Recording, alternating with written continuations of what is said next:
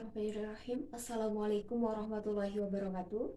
Perkenalkan, nama saya Sulastri Megawati Salina, mahasiswa Universitas Islam Negeri Mataram dengan NIM 190103096. Baiklah teman-teman, pada video kali ini kita akan belajar tentang materi memahami dan menyelesaikan komposisi transformasi yang digunakan aplikasi GeoGebra. Nah, untuk mempelajari materi ini diharapkan teman-teman sudah memahami materi matriks dan mengingat kembali jenis-jenis transformasi, yaitu translasi, dilatasi, refleksi maupun rotasi. Itu harus benar-benar bisa dipahami dan dibedakan. Dan terlebih lagi teman-teman juga harus paham mengenai GeoGebra itu, cara pengaplikasiannya seperti apa. Oke teman-teman, perlu saya sampaikan dulu ya, tujuan pembelajaran kita mengenai memahami dan menyelesaikan komposisi transformasi ini. Jika nanti teman-teman diberikan sebuah soal matematika yang memuat untuk menentukan posisi akhir dari sebuah titik maupun objek ataupun sebuah garis yang akan dikenakan transformasi lebih dari satu kali. Nah, teman-teman bisa akan lebih mudah gitu untuk memahami dan dapat menyelesaikan komposisi transformasi ini dengan menggunakan GeoGebra. Nah, apa sih itu jenis-jenis transformasi? Untuk lebih lanjutnya, mari kita flashback sedikit tentang jenis-jenis transformasi dan agar teman-teman juga bisa membedakannya. Baiklah teman-teman, kita masuk ke dalam contoh ilustrasi yang akan menggambarkan atau mengingatkan teman-teman kembali mengenai jenis-jenis transformasi.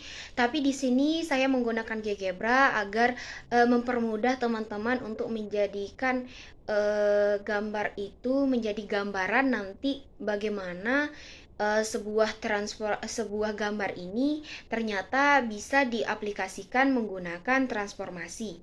Nah, oke, gambar ini yang pertama, misalkan gambar ini kita geser ke kanan. Nah, dia itu cuma hanya dapat merubah posisinya. Yang awalnya dari titik sebelah sini digeser ke sini. Nah, itu adalah sifat dari translasi. Kemudian bagaimana jika gambar ini saya buat menjadi dua bagian yang sama persis. Nah, bagian yang sama persis itu merupakan bayangan dari gambar tersebut. Nah, yang awalnya hanya satu, tapi dia mempunyai bayangan yang sama persis dari ukuran maupun bentuknya itu sama. Nah, kemudian gambar yang ini itu merupakan bayangan pertama dari objek yang telah direfleksikan. Nah, ini adalah sifat dari refleksi. Karena di suatu objek yang dicerminkan pada garis tertentu dan mendapatkan hasil bayangan seperti di gambar ini, itu merupakan sifat dari refleksi. Kemudian dari hasil bayangannya, saya coba untuk mendapatkan hasil atau ukuran yang lebih besar daripada gambar bayangan yang pertama. Nah, dan mendapatkan bayangan yang kedua yang berupa ukuran 2 kali lipat dari ukuran yang pertama. Nah, ini merupakan sifat dari dilatasi atau perbesaran. Kemudian saya mengambil bayangan yang kedua ini yang akan saya rotasikan searah dengan jarum jam dengan besaran 90 derajat. Nah, yang awalnya posisinya di sini tapi dirotasikan dengan sudut 90 derajat searah dengan jarum jam, sehingga didapatkan posisi yang seperti ini. Baiklah teman-teman, apakah teman-teman sudah mendapatkan sebuah gambaran dan mengingat kembali tentang jenis-jenis transformasi yang telah dipelajari? Nah, ini kan tadi saya menyebutkan translasi dilanjutkan dengan refleksi, dilanjutkan lagi dengan dilatasi, kemudian dilanjutkan dengan rotasi. Ini merupakan gambaran awal bagi teman-teman agar memahami dan mengerti apa itu komposisi transformasi geometri.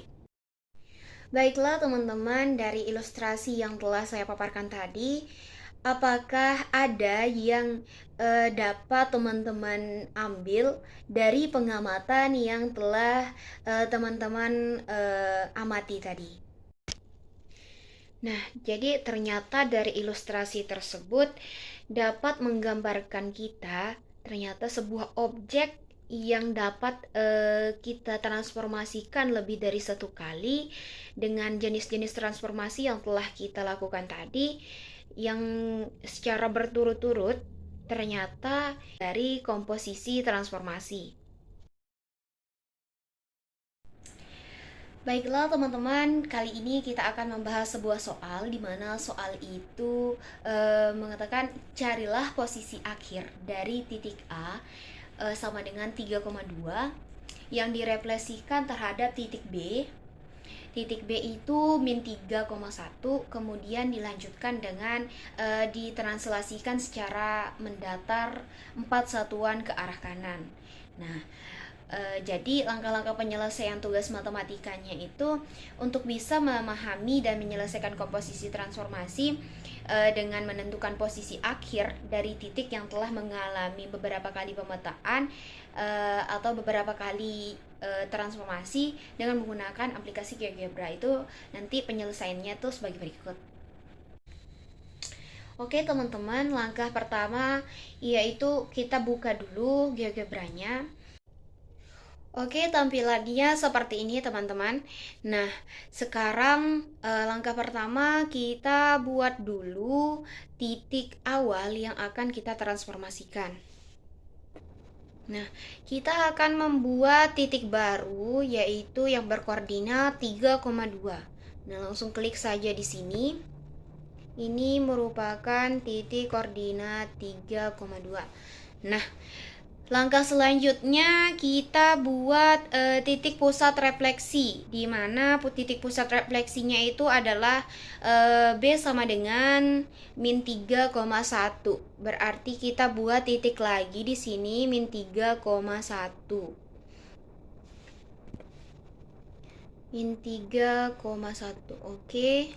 Nah, kemudian setelah terlihat gambar seperti ini, tools yang akan kita gunakan untuk merefleksikan titik A terhadap titik B, kita pilih tools reflex about point. Nah, nih. Kemudian kita akan refleksikan seperti ini. Nah, kita mendapatkan bayangan pertama dari hasil refleksi dari titik A yang direfleksikan terhadap titik B. Sekarang pertanyaan sederhananya, bisakah teman-teman membedakan di mana titik yang direfleksikan dan titik yang merupakan pusat refleksi? Nah, yang menjadi titik pusat refleksi yaitu titik B, dan mendapatkan hasil bayangan pertama yaitu titik A aksen. Nah, ini adalah hasil dari bayangan yang sudah direfleksikan dari titik A.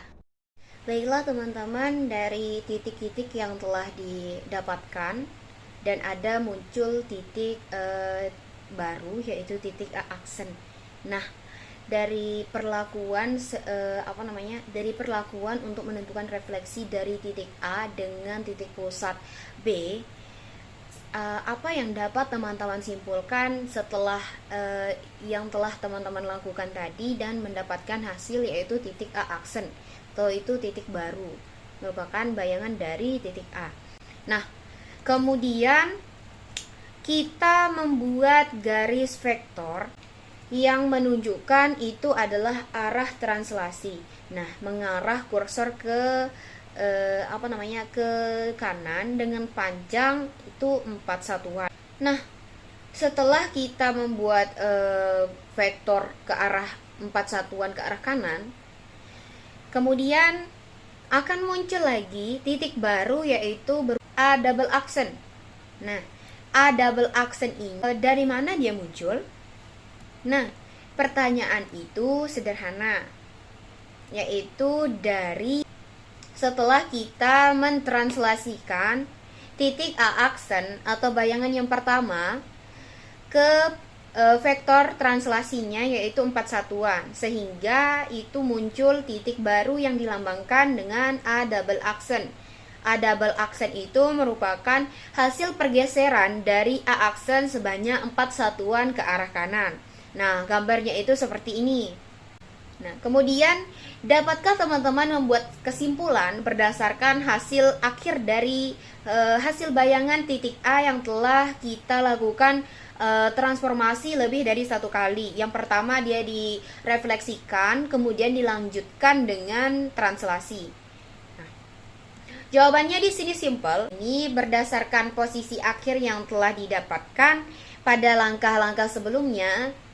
Terlihat bayangan yang pertama dari titik A yang direfleksikan terhadap titik B yaitu min 3,1, dan itu dapat kita berikan notasi R.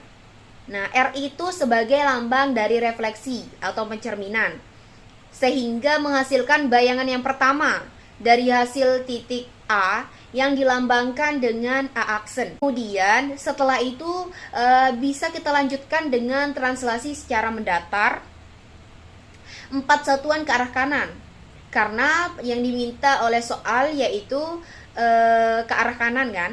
Nah, itu berarti positif. Nah, dapat kita tuliskan notasi translasi itu dengan huruf T yang menandakan translasi pergeseran dan akhirnya didapatkan titik dari hasil pergeseran yang telah dilakukan dan dilambangkan dengan A double aksen. Nah, akan terlihat gambarnya seperti ini.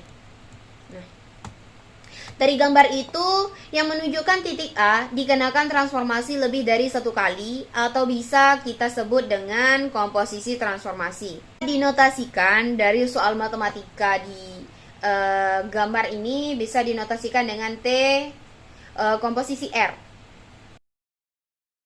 Dari gambar ini atau dari ilustrasi yang telah saya buat ini, apakah teman-teman sudah bisa memahami dan dapat menyelesaikan soal yang berbentuk komposisi transformasi geometri ini?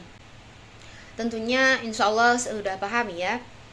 Baiklah, mungkin hanya itu yang dapat saya sampaikan.